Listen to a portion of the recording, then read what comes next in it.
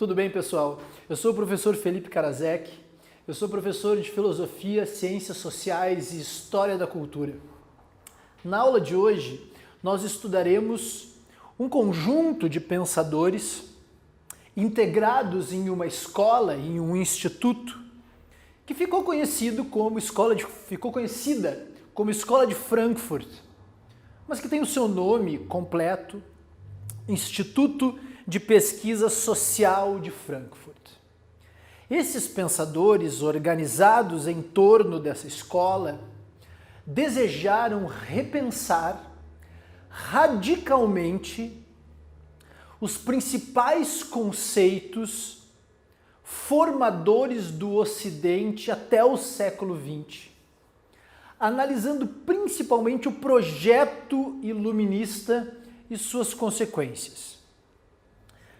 Para contextualizar essa intenção dos pensadores associados à Escola de Frankfurt, um instituto de pesquisa que desde então permanece em atividade, é necessário rever os conceitos ou as intenções, as motivações desses pensadores. Na visão dos frankfurtianos, dos pensadores que criaram um modelo de investigação e de pensamento chamado teoria crítica, o grande projeto, o grande sonho iluminista que visava a completa eliminação dos problemas humanos, das dificuldades humanas a partir do avanço tecnológico, progressista, metodológico, caiu em um tipo de ocaso com a emergência das duas grandes guerras. De uma maneira muito objetiva, a Primeira e a Segunda Guerra Mundiais, elas são os grandes traumas do século XX.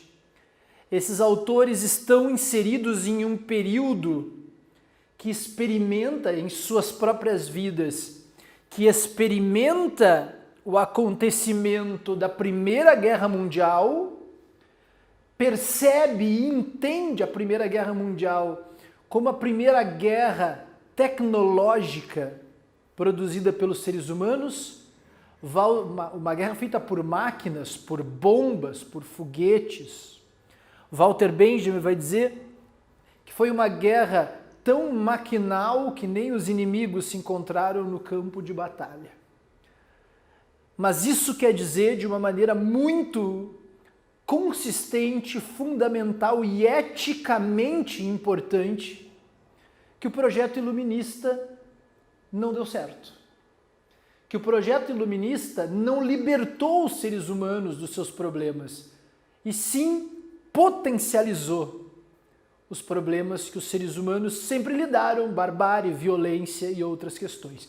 Em uma mesma medida, é possível afirmar processos de transformação que, ora, na superfície aparecem como bom, mas uma densidade de abstração intelectual demonstram que as coisas são mais abissais do que se pensa. E ainda a teoria crítica foca num modelo metodológico, em uma proposta que objetiva repensar toda a visão de mundo construída até então, principalmente com uma desconfiança sobre esse otimismo demasiado a respeito dos resultados e dos frutos do iluminismo. A mesma razão que poderia libertar os seres humanos dos seus problemas produziu as armas de destruição em massa.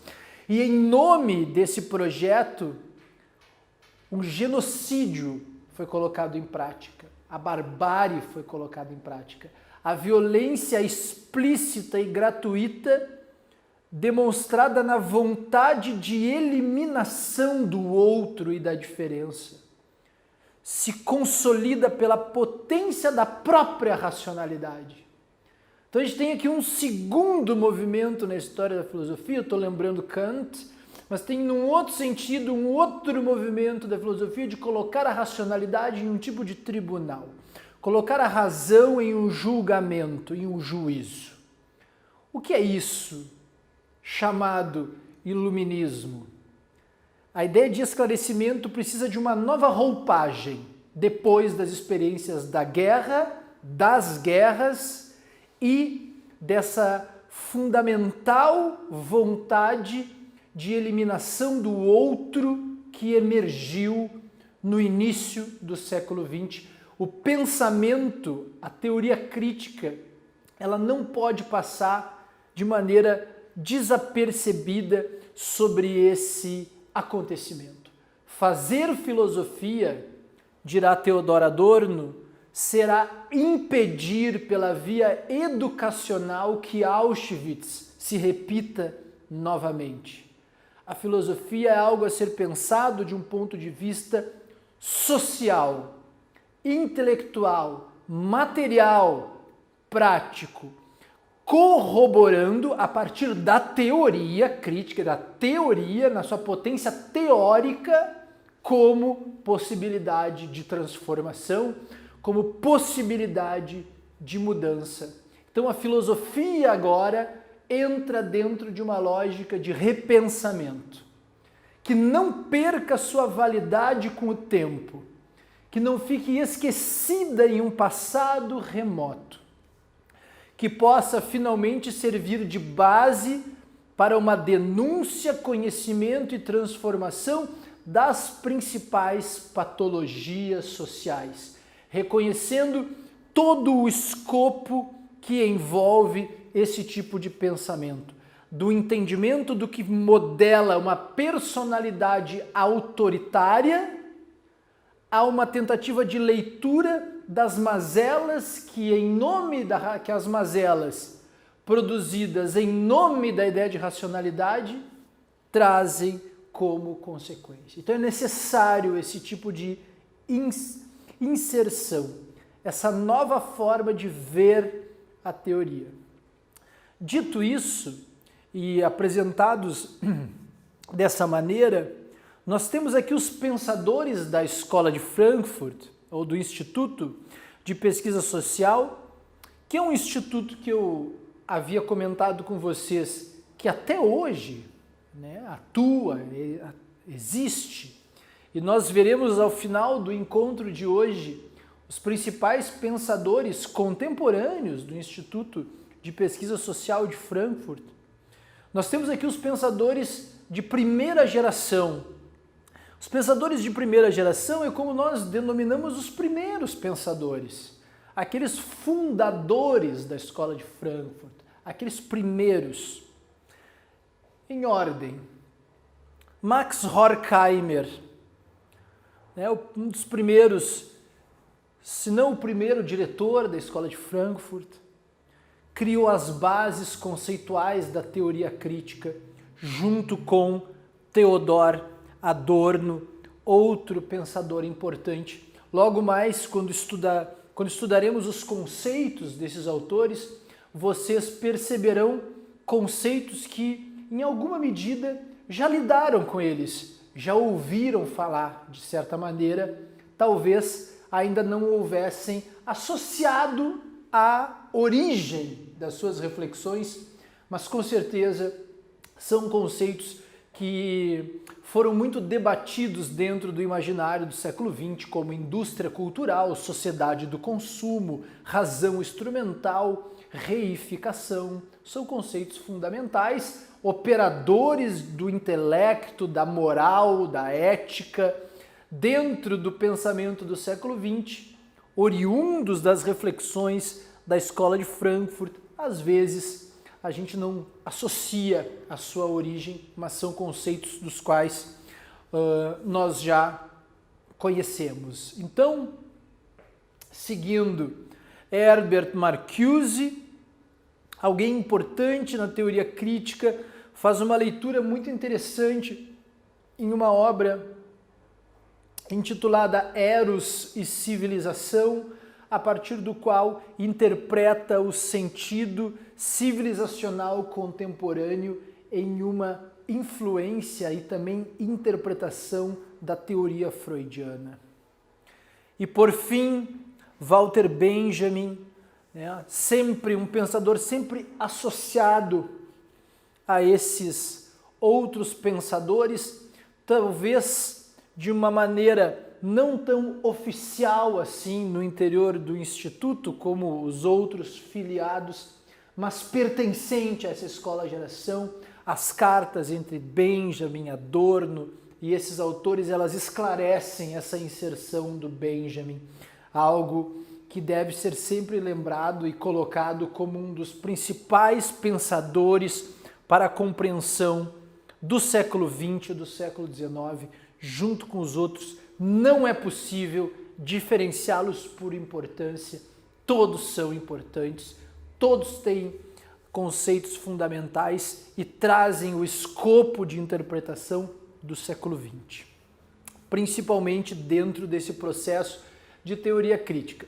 O último detalhe, antes de passar nos slides em sequência e seguir o nosso conteúdo, e num desenvolvimento para o entendimento desses autores, chama atenção. Percebam que mesmo em existência jovem, esses autores experimentaram a ocorrência da Primeira Guerra Mundial, passaram por ela e durante a ascensão do nacionalsocialismo, desde 1933, começaram a ser perseguidos. Vejam as datas de nascimento e falecimento. Horkheimer, Adorno, Marcuse, na ascensão do nacionalsocialismo na Alemanha, perseguidos pelos nacionalsocialistas, encontraram refúgio, ficaram exilados nos Estados Unidos da América e ficaram lá desenvolvendo seus trabalhos do Instituto de Pesquisa Social até o retorno à Alemanha ao final da Segunda Guerra. Alguns dos conceitos fundamentais que serão analisados por esses autores, como o conceito de indústria cultural, por exemplo, nasce de uma experiência da vida norte-americana, principalmente com a ascensão da publicidade e da propaganda. E outros conceitos críticos da violência também nascem em nome dessa experiência de pessoas que precisavam ou precisaram se retirar dos seus lugares fundamentais de nascimento e de vida em nome de perseguições, como a ocorrida na Segunda Guerra Mundial. O que eu preciso dizer ainda é que nem todos tiveram a mesma sorte. A data de falecimento do Benjamin é em 40 e ele falece na tentativa de escapar da Alemanha para encontrar exílio em outro lugar e não consegue ter sucesso nesse movimento de saída da Alemanha. Então, durante a Segunda Guerra, Benjamin tem a sua vida terminada. E assim os autores estão apresentados.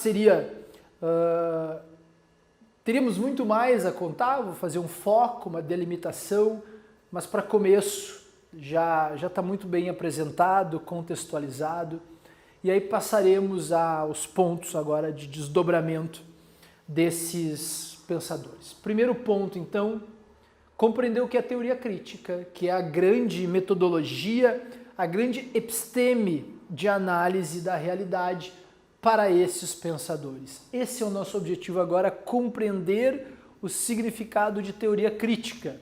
Com certeza, esse conceito se faz presente a partir da diferenciação de outros tipos de teoria. Que teorias são essas, ou que teoria é essa, a qual a teoria crítica, em relação à qual a teoria crítica pretende se diferenciar? Teoria tradicional. Esse assunto está dentro de uma obra fundamental do Horkheimer, tá? Esse autor que eu apresentei a vocês em primeiro lugar, numa obra bem importante, de 37, já dentro de um processo de ascensão do nacionalsocialismo que começou lá em 33, mas que já vai emergindo dentro das experiências de mundo desses autores, Horkheimer sugere uma diferenciação entre teoria tradicional e teoria crítica, claro, para fazer uma defesa e uma consolidação do significado de teoria crítica. A teoria tradicional, ela estaria, no sentido de Horkheimer, inserida dentro de um contexto da história da filosofia, seria por demais abstrata, não contextualizada com a materialidade do mundo. Há nos autores da Escola de Frankfurt uma influência marxiana, porém acadêmica, na forma de fazer, marxiana e acadêmica, né? Esse porém foi só para diferenciar de um tipo de militância política exclusiva, descontextualizada do universo acadêmico, que também pode ser o caso entre os muitos marxismos que existem. Mas nesse caso é uma leitura acadêmica de Marx que procura na potência da teoria e na sua forma de expressão a transformação da realidade, mas se mantendo como teoria, como método, academicamente falando. Não significa que não possa disso também haver militância política, mas não é só militância política. Isso é importante. E aí, nesse sentido, Horkheimer identifica na história da filosofia, lá na origem do pensamento cartesiano, um aspecto que a gente chamará de teoria tradicional, porque se inicia pelo exercício abstracional puro, pelo exercício de consolidar, ou pela técnica de consolidar existência aquilo que é objeto de pensamento. E a praxis social, a prática, o acontecimento social não estaria inserida, englobada dentro desse contexto. Assim, Horkheimer deseja separar a teoria crítica da teoria tradicional justamente porque a teoria crítica inclui a praxis social. Ela é uma filosofia, mas também é uma sociologia. Ela é tanto filosófica quanto sociológica. Ela é tanto teórica quanto empírica. Mas algo estatístico não tem sentido sem a interpretação que a constitui. Então, a verdade não se resume aos números apresentados, e sim à qualidade interpretativa de quem interpreta tais dados, e isso importa. E a teoria crítica traz toda essa contextualização no seu escopo e no seu interior. Se descarta a praxis social, a teoria tradicional perde o sentido com o tempo. Ela não mantém a fluidez com a realidade material dos acontecimentos. A verdade é formada pelas ciências naturais, pelo sentido de utilidade e, às vezes, descontextualizadamente da praxis social, do acontecimento, daquilo que é dado e fator sociológico. Ainda entende a divisão da sociedade em classes como necessária. Não tem um transbordamento para uma outra visão sobre as relações sociais, sobre a estratificação social, que se é considerada a praxis social no contexto da teoria crítica, a estratificação social também deve ser considerada. Com essa negatividade pela via do negativo, o conceito de teoria crítica também se faz, mas com algumas adições. É um diagnóstico do presente, é um termo médico, é um termo que busca saúde, é um termo que avalia o que está doente. Daí nascerá o termo patologia social, então um diagnóstico do presente, para deste diagnóstico apresentar possibilidades de tratamentos. A isso a teoria crítica se dedica. Ainda orienta para a emancipação, se eu com um outro sentido de esclarecimento, um outro sentido de iluminismo, se considera a praxis social Se eu considero a estratificação social e não a entendo como necessária, sugiro a emancipação do intelecto, do sujeito, mas também num ponto de vista coletivo mais amplificado.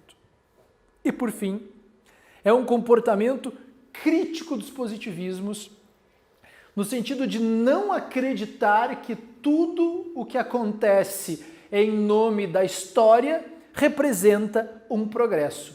Vejam, acabamos de falar sobre as experiências das guerras. Se tudo o que acontece em nome da história é uma experiência do progresso, isso é um argumento de legitimação da barbárie.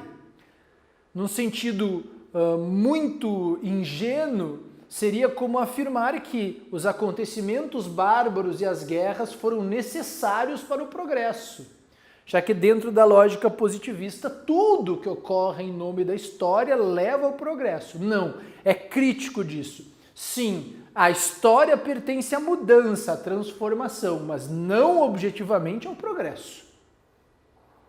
Então, os frankfurtianos, eles são, de uma maneira bem, digamos assim, contundente, críticos dos positivismos, no sentido de entender a passagem do tempo, a transformação, a mudança como melhora, como melhoria. E para os frankfurtianos isso não é o caso, isso pode não acontecer. Para a teoria crítica, sim, as coisas podem mudar e se transformar, mas não necessariamente significa progresso. Não necessariamente significa melhora.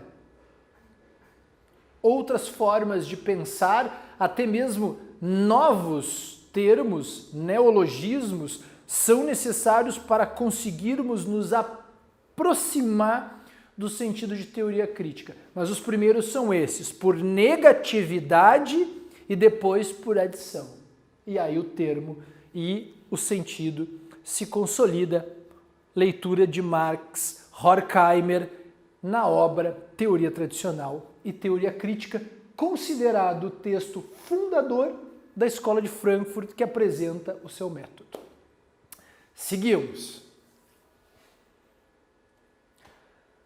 É importante a gente apresentar o pensamento, os pensadores da teoria crítica pela escolha de algumas obras fundamentais. Claro que há o desejo de apresentar todas, de seguir uma linha biográfica ou cronológica, mas às vezes essa não é a melhor escolha. Assim, para manter uma estrutura didática e com uma linha hermenêutica interpretativa de condução, escolhi as principais obras. E a partir disso eu contextualizo os conceitos fundamentais nessas obras, junto com os pensadores. Bom, após o texto fundador de Horkheimer e 37, Teoria Tradicional e Teoria Crítica, chegamos a um ponto de abordagem da obra talvez a obra mais conhecida da primeira geração da Escola de Frankfurt. Isso é bem ruim de dizer, na verdade, não há assim a obra mais conhecida, mas é uma das mais citadas, digamos assim.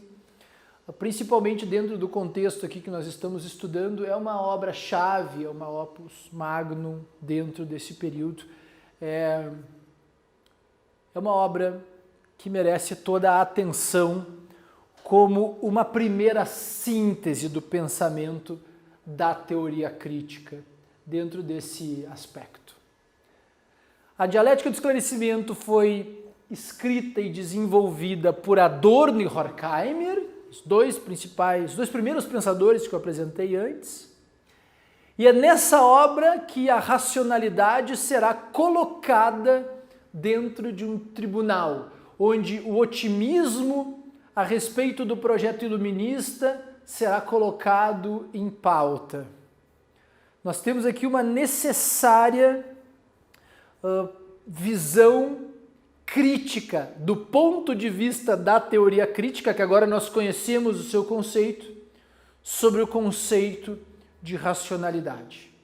E a razão agora, em uma perspectiva dialética, pensando a noção de esclarecimento de um outro ponto de vista, pode nos levar a perceber outros contextos. E com isso dar uma nova roupagem, reconstruir o sentido de racionalidade depois dessa praxis que experimentou o problema das guerras mundiais. E é esse o sentido que a gente vai conhecer agora. Bom, pessoal, então quando nós falamos da dialética do esclarecimento, essa obra magna aí do Adorno e do Horkheimer, nós estamos falando de uma retomada, uma reconsideração, uma reconstrução do sentido de racionalidade, de razão, principalmente como ela foi construída desde o Iluminismo, e vocês compreenderam já que ela se insere dentro de um método crítico do progresso iluminista, ou como aquele entendimento que traz a ideia de que o iluminismo levará a uma consequência de melhoria na história. Isso não é o caso. Da maneira como Adorno e Horkheimer entenderam, a razão, a racionalidade, sim, no início estava associada, ela estava posicionada em uma espécie de expectativa de enriquecimento do ser humano, de transformação para o melhor, para uma ideia de progresso enquanto melhoria. Só que isso não aconteceu ao analisarmos a praxis social. E a racionalidade então se viu num tipo de imbricamento com a destruição, em nome de.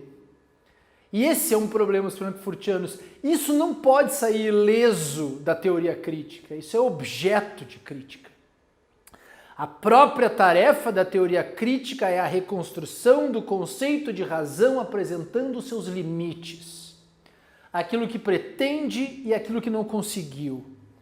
A ilusão racional e sua consequente perda, sua desilusão. É necessário reconstruir, já que essa originalidade, vou usar um termo benjaminiano, essa visão aurática da racionalidade como o caminho para a melhora não funcionou. Em nome disso, então, reconstruiremos, retomamos, repensamos. A razão como está até então culminou em uma razão desumana e instrumental. O que é uma razão instrumental? Usou toda a sua logicidade organizacional para tratar como coisa aquilo que não é uma coisa. Por exemplo, um ser humano, um prisioneiro de guerra, uma pessoa que é perseguida, que ela é exilada, que ela é retirada dos seus direitos fundamentais no mundo do trabalho. Uma razão instrumental é uma lógica organizada, estruturada, que funciona para tratar como coisa aquilo que não é uma coisa. Isso vai se transformando e vamos chegar no conceito de reificação, que é sinônimo de coisificação. E esses autores então se deparam com um tempo, com um período no qual a razão está aliada da instrumentalização. E que é necessário então retomar, reconsiderar os significados da razão como uma própria estrutura crítica da razão instrumental, que não pode ser esquecida como uma das derivações do projeto racional iluminista, e que agora tem outra carga de sentido. Então a própria razão, num outro sentido da teoria crítica, se estrutura como crítica da razão instrumental. Esse é o primeiro conceito fundamental da dialética do esclarecimento. Cuidado com a razão instrumental, ela é uma lógica de mundo. Ela é uma das atribuições de um grande projeto que não conseguiu realizar suas expectativas e que agora é necessário rever. Na sequência desse pensamento, na continuação dessa lógica, vem a obra O Eclipse da Razão, de 55, outra obra de Horkheimer, e que traz os conceitos já fundamentados, o conceito de teoria crítica, o conceito de razão instrumental, agora com um tipo de trabalho minucioso vai revelando e trazendo à tona as engrenagens de funcionamento dessa lógica que instrumentaliza. O próprio título da obra já dá a entender o significado desenvolvido nesse livro.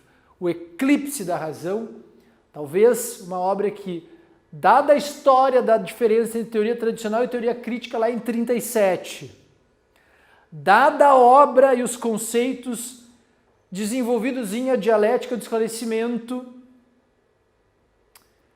agora nós temos uma boa síntese desse modelo em 55. Síntese da obra, uma retomada do projeto da teoria crítica. Primeiro conceito, a racionalidade traiu suas promessas humanistas, que era o grande sonho iluminista. Agora ela desumaniza. Ainda é racional, tão burocrática quanto, tão funcional quanto uma grande máquina complexa formada por engrenagens que funciona, só que funciona para uma visão não humanista, e sim instrumental. É necessário repensar isso. Segundo, o conhecimento técnico retirou a autonomia dos seres humanos. Existe uma ideia de substituição, de transformação da ideia de entendimento humana no mundo. Há uma ideia de retirada de autonomia, portanto, e sempre nessa lógica frankfurtiana, a reconstrução da ideia de autonomia que agora compreende os aspectos técnicos inseridos em nome da razão instrumental. Novas exigências.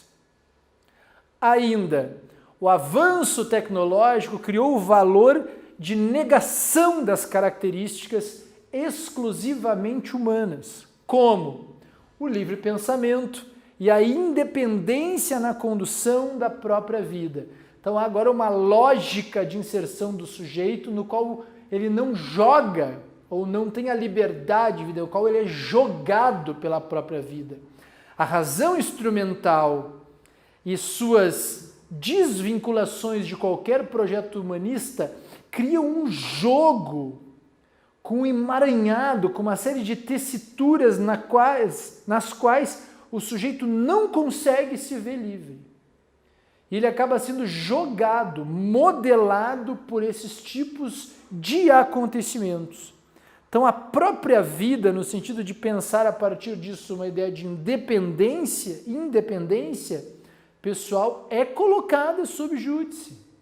E aí o sujeito tem que retomar a própria ideia de livre pensamento, de liberdade de expressão e de autoentendimento dentro desse conceito, até mesmo uma nova ética do mundo contemporâneo.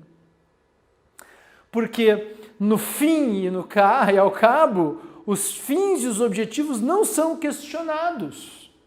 Qual é o grande objetivo da razão instrumental? Qual é o grande objetivo dessa instrumentalização do humano? Burocratas da própria vida. Ou seja, uma ideia de entender a própria existência humana a partir de um ponto de vista extremamente lucrativo, mercadológico, na qual as atividades que exercemos na vida são somente para enriquecimento, produção de dinheiro. E uma lógica construída por trás disso que estimula e incentiva esse modelo de comportamento. E os sujeitos acabam burocratizando a própria vida e se veem em um sistema nos quais as suas vidas são burocratizadas. Ainda, dentro da mesma obra, a razão é absorvida no processo industrial, a vida é industrializada como conceito e como sentido do que agora mesmo estávamos falando. As ideias se assemelham a máquinas, é uma nova lógica de funcionamento, inclusive do pensamento, e chama atenção a um detalhe, as exigências do tempo do pensamento, uma urgência de instantaneidade, uma urgência de velocidade, de decisão, um tempo externo desconectado do tempo interno humano, que é reflexivo, que é mais lento, que não é maquinal, que não é uma engrenagem, mas a exigência para tal se coloca sobre os seres humanos. As consequências a longo prazo serão as patologias sociais. Assim, o valor dos seres humanos acaba sendo colocado ou julgado de outra maneira. Os seres humanos têm os seus valores julgados por uma capacidade funcional, não mais pelas suas humanidades inerentes, mas pela sua capacidade funcional dentro de um mundo burocratizado, como consequência da própria lógica da razão instrumental. É uma lógica do sistema, essa palavra que vez que outra aparece em ciências humanas. O que é o sistema, né? Esse mundo fundamentado na lógica do mercado, na aproximação de existência e produção de lucro, uma razão instrumental que impera sobre os seres humanos e que joga os seres humanos dentro dessa ausência de liberdade. Uma dificuldade de liberdade em algo tão burocratizado e sistematizado para jogar com as existências. As pessoas são julgadas pela sua capacidade de produção e geração de lucro e só. Esse seria o ponto mais grave do sistema. Óbvio que a teoria crítica quer dizer que os seres humanos não são redutíveis a isso, mas foram reduzidos a isso. A própria teoria crítica é uma teoria de emancipação, que pretende retirar os indivíduos dessa condição e dessa mentalidade. E ainda não existem mais sujeitos autênticos. Ou seja, aquele sujeito, no sentido aqui de autenticidade, que consegue construir a si mesmo em um sentido desvinculado de uma lógica exclusiva da inserção no mercado de trabalho. Não, o mercado é uma forma de subjetivação, inclusive é uma modelagem educacional. E há uma dificuldade de transbordamento desse processo de entendimento das subjetividades. Tudo é regido na moral e nos valores pela lógica do mercado, então os seres humanos são tratados como produtos que não têm mais utilidade, são tratados como coisas, eles são descartáveis. Assim que o seu valor funcional não é mais compreendido pelo sistema como útil, ele é descartado e substituído, como se fosse uma coisa, e não como um ser humano muito mais complexo e com necessidades diferentes daquela que são ou que se apresentam como a sua atividade profissional. E aí forma um ciclo difícil de sair para os frankfurtianos, a não ser através de uma necessidade completa de reconstrução de toda a lógica de entendimento de mundo, de sistema e de mercado. Os sujeitos são coisificados, reificados, reificação, tratar como coisa aquilo que não é uma coisa. Isso se forma uma lógica de mundo difícil de sair. Temos aqui esses conceitos na primeira geração da Escola de Frankfurt, temos depois uma segunda geração identificada pela figura do Jürgen Habermas, uma terceira geração contemporânea na figura do professor Axel Honneth, e a ideia de reificação ainda volta, ainda é estudada, ainda é reconstruída e atualizada mediante essas necessárias colocações de uma visão de mundo que precisa então transformar esse tipo de estruturação. Esse é um ponto fundamental para entender esse último ponto de síntese do Eclipse da Razão do Horkheimer, uma obra fundamental para compreender os conceitos e os elementos que constituem a noção de teoria crítica e a diferenciam da ideia de teoria tradicional, para conceber de outra maneira o significado de razão instrumental, ainda trazendo um acabamento mais complexo no desenvolvimento de mais uma década, que é a anunciação de uma visão de um ser humano ou de um sujeito impedido de complexa ou de completa realização, porque vive como, ou que é impelido a viver como uma coisa. Então, o conceito de reificação é inserido aqui. Bom, para nós nos aproximarmos de mais um dos conceitos da Escola de Frankfurt, então passamos por alguns conceitos principais já, a diferença entre teoria crítica e teoria tradicional, o conceito de razão instrumental, o conceito de reificação. Agora tem outro conceito que é fundamental também a vocês, que esse sim acho que é um conceito mais perto dos estudos e das memórias das pessoas, que é o conceito de indústria cultural.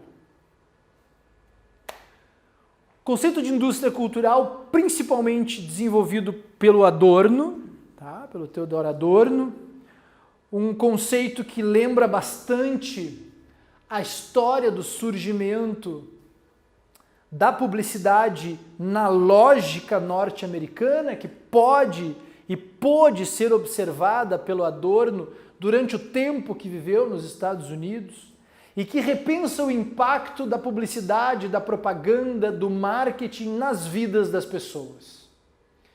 E que se há uma pergunta que investiga até hoje dentro de uma lógica da comunicação ou dos estudos em comunicação, é sobre a pergunta: quem influencia quem? A mídia influencia as pessoas influenciam a mídia.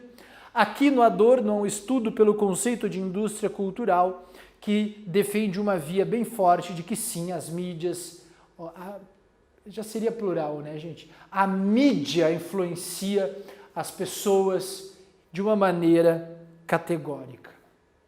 Então é necessário pensar como a indústria cultural, que utiliza a ideia de indústria cultural, uma indústria, um sistema, uma lógica de engrenagens que pela via da cultura, que é algo que interessa as pessoas, fragmenta detalhes dessa cultura para se aproximar mais das pessoas e ainda inserir valor naquilo que objetivamente, em si como produto, não tem esse valor.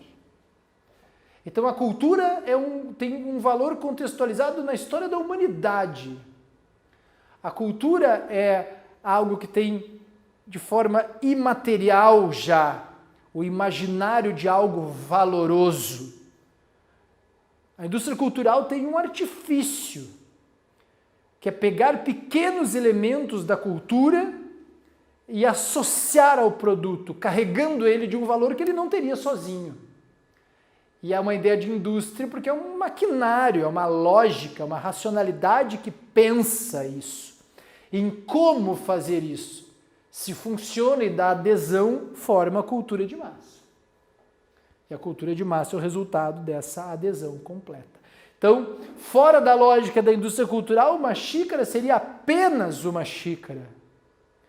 Mas dependendo de como esse produto ele é apresentado, inserido, e com o elemento cultural certo, a personalidade reconhecida no imaginário popular segurando a xícara, a música certa como trilha de fundo, o cenário reconhecido já dentro da história da cultura como algo importante, todo esse contexto, a personalidade certa, a música, o ambiente carregam de valor o objeto que não teria sem isso o valor.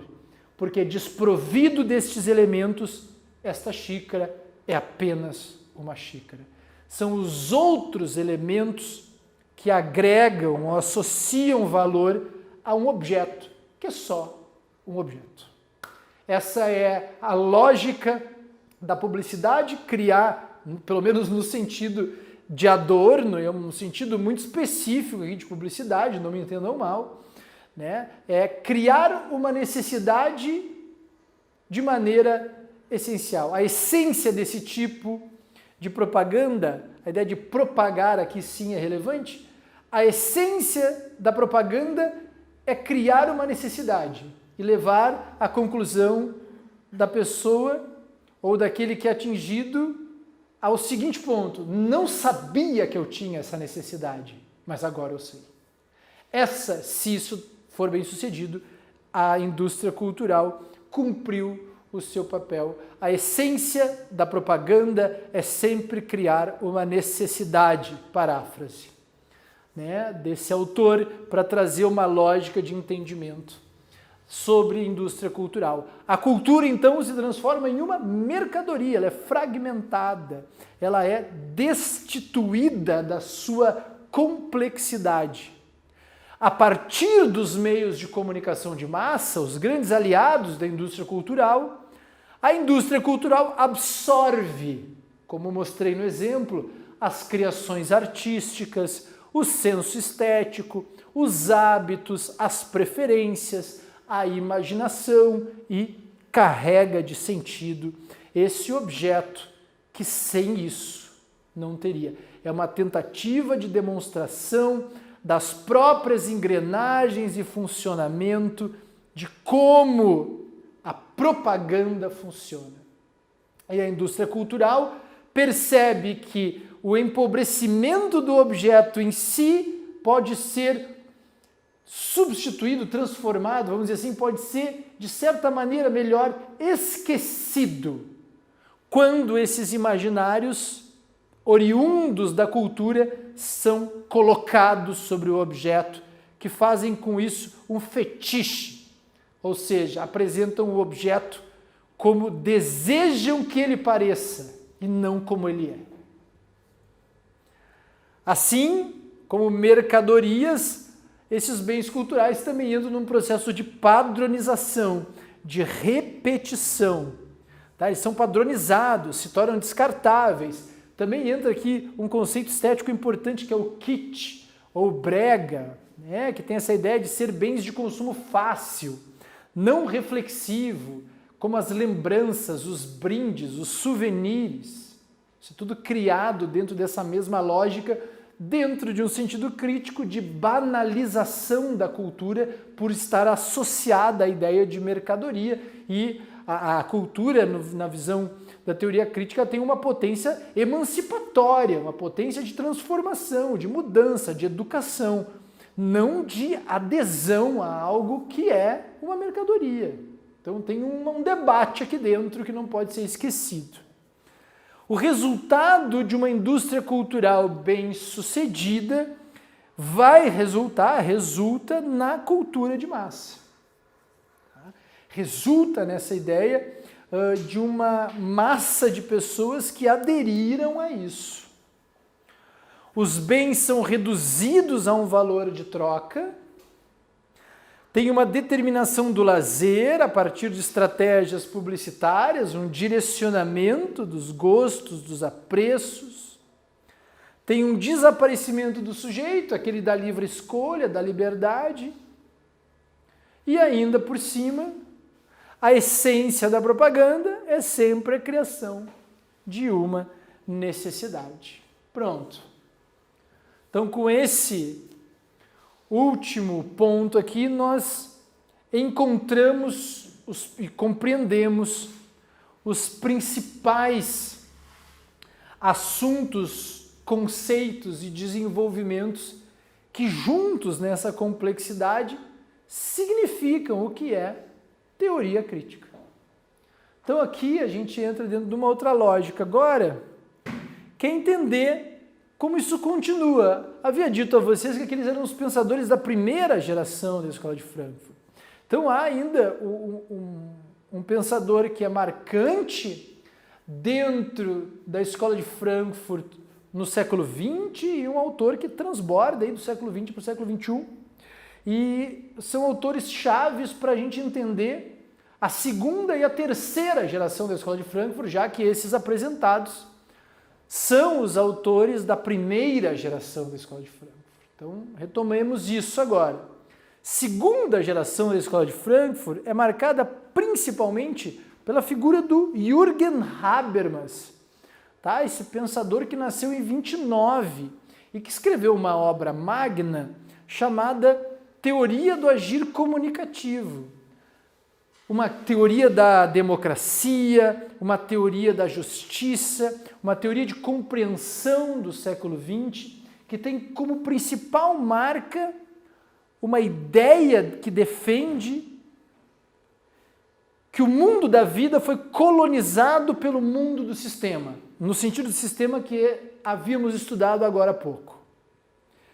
E que essa colonização do mundo da vida pelo mundo do sistema só pode ser transbordada, transvalorada com a retomada de um outro sentido de racionalidade dentro do mesmo projeto da teoria crítica de reconstruir o conceito de racionalidade, que é uma razão comunicativa, que seria uma ponte de restabelecimento entre a ligação perdida de mundo da vida com mundo do sistema e faria uma restituição do conceito de mundo da vida. E aí nós poderíamos ter assim um processo de apagamento, de reconstrução de uma própria ideia de democracia, que é um foco do Habermas, a partir da ideia de razão comunicativa. O que não deixa de ser uma ética do discurso que produz uma democracia deliberativa, baseada na ideia de deliberação, de participação e de abrangência colocada para a repotencialização dos significados do mundo da vida, ou libertando da colonização pelo mundo do sistema. A comunicação é a tarefa, é o conceito-chave aqui, uma razão comunicativa que ecoa numa ética do discurso e, por fim, numa ideia de deliberação associada à ideia de democracia, como uma chave de entendimento da democracia. Por isso, a teoria do agir comunicativo. Esse, então, Jürgen Habermas, representante da segunda geração da Escola de Frankfurt. Vamos para a terceira geração com Axel Honneth. Bom, pessoal, então, terceira geração da Escola de Frankfurt, Axel Honneth, esse pensador que nasce em 49 e, a partir disso, da segunda metade do século XX até hoje, está desenvolvendo seu trabalho fundamental dentro da Escola de Frankfurt.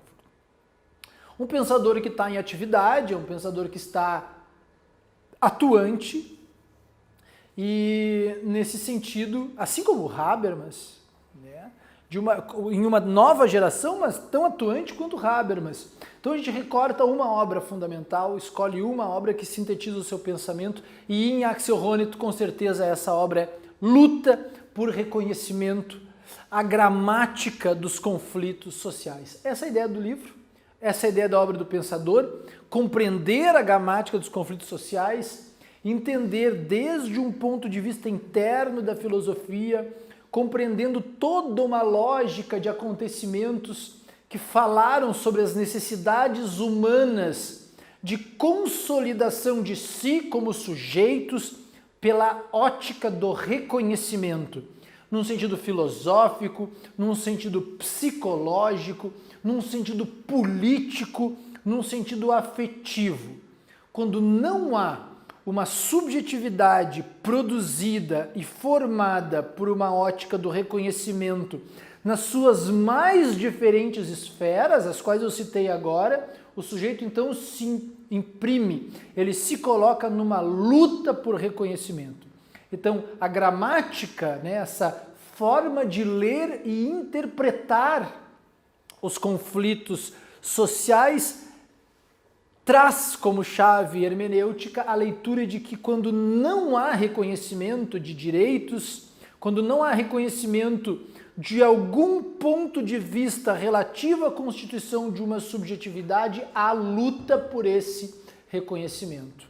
Assim, a vontade de emancipação, a luta por direitos, a maneira como os sujeitos se auto-percebem, imprimem nos sujeitos uma necessidade, um desejo de conseguir lutar ou de conquistar aquele reconhecimento ainda não conquistado. E esse reconhecimento passa por uma lógica plural.